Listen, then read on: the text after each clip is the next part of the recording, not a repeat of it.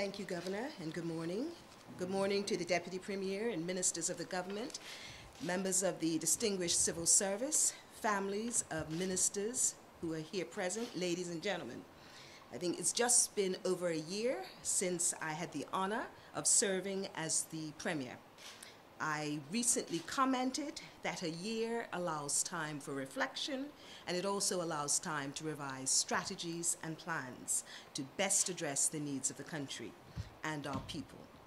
These are serious times for our people and require serious solutions. The government will continue to implement bold solutions to address the needs of our island home. Before I speak to the new faces, I would like to say thank you to two long-standing and senior members of Parliament who will not be serving at this time in the Cabinet. Over the past years, the Honourable D. Nalitha Butterfield and Honourable Terence Lister have given sterling service to our island.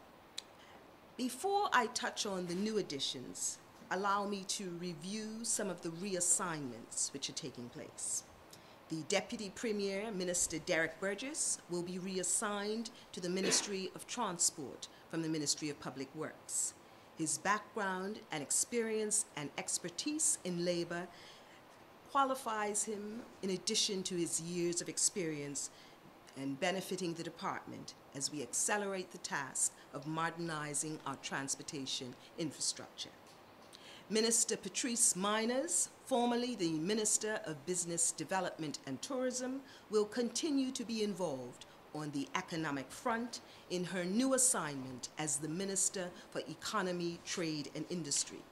And her experience as the Minister of Business Development and Tourism, and certainly her service as a former chair of the Board of Immigration, will serve her well as she drives the initiatives that will help to equip Bermuda's workforce to acquire the skills required for the 21st century.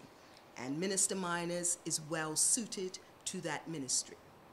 Minister Robin, who has in the past year served diligently in the Ministry of Environment, Planning and Infrastructure Strategy, will move to the Ministry of Public Works, where he will take on responsibility for ensuring continued efficient delivery of public works. And for continuity, he will continue to retain responsibility for the West End Development Corporation, BLDC and BHC.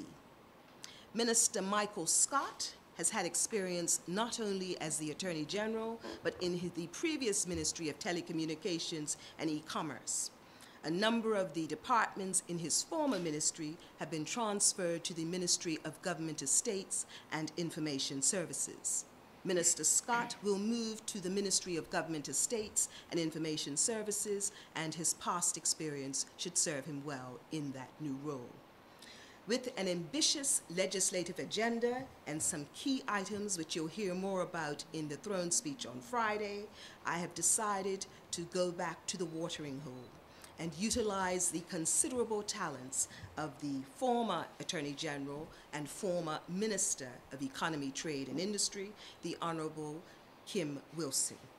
She has spearheaded a number of programs in her current role as Economy, Trade and Industry, and is passionately committed to doing what she can to further the labor front. I know that she must have a sense of wistfulness, but I applaud and commend that she is continuing to serve selflessly in her new role as the Minister of Justice and our country's Attorney General. Now, the two new additions to Cabinet. The first I will speak to is the Minister of Environment, Planning and Infrastructure Strategy. That will be the Honourable Mr. Mark Bean. Minister Bean is the government's newest and youngest Member of Parliament. The Cabinet will be well served by his forward-thinking views and his innovation, and the country will benefit from his service in this ministry. We certainly have to harness the promise of the green and blue economy, and this ministry is vitally important for our island's future, and I have no doubt that Minister Bean will be up to the challenge. The Minister of Business Development and Tourism will be the Honorable Wayne Furbert. He is a worker and no stranger to the cabinet table. That ministry will be well served by his full-time attention and commitment to ensuring that we continue to raise the bar and press forward in these critical areas. We have a great story to tell around the world, and we intend to continue to be one of the best, if not the best place to visit and to do business.